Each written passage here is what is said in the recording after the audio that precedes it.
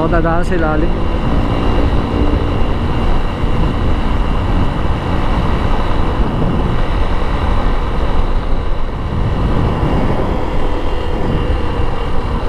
Food Panda. Maganda tuloy yun. Napaganda tuloy yung mga tambayan ng mga Food Panda tsaka Grab doon sa ilalim ng flyover na ito.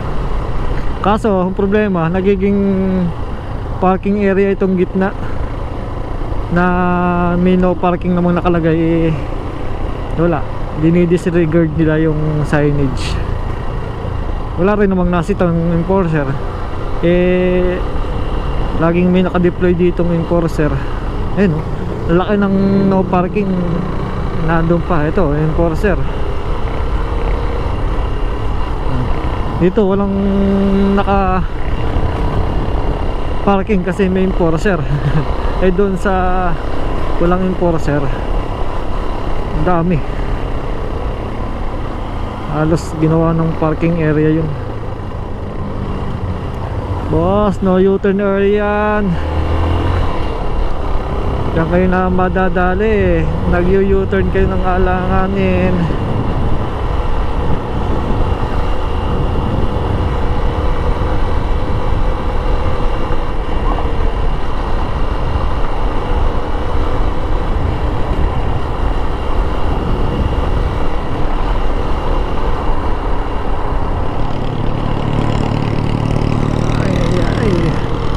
Tapos yung 360 na, yung 360 ko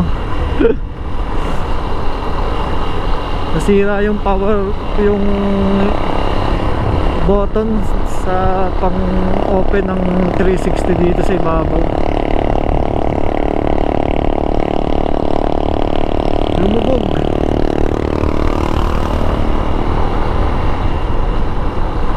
Ako kasi natumba kasi ang 360 ko habang nakatayo sa tripod. Nasagi, natumba. Buti na lang pagkatumba, patagilid. Hindi lens yung pumatak sa lupa.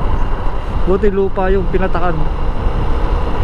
Yun, pagkapatak na ganun, yung button siguro, yung maliit na kung sa loob, siguro natanggal yun, lumubog yung button. Napipindot naman siya kaso yung pinakagoma sa ibabaw napupunit pag pinipilit. Kaya ngayon ang ginagawa ko ngayon sa cellphone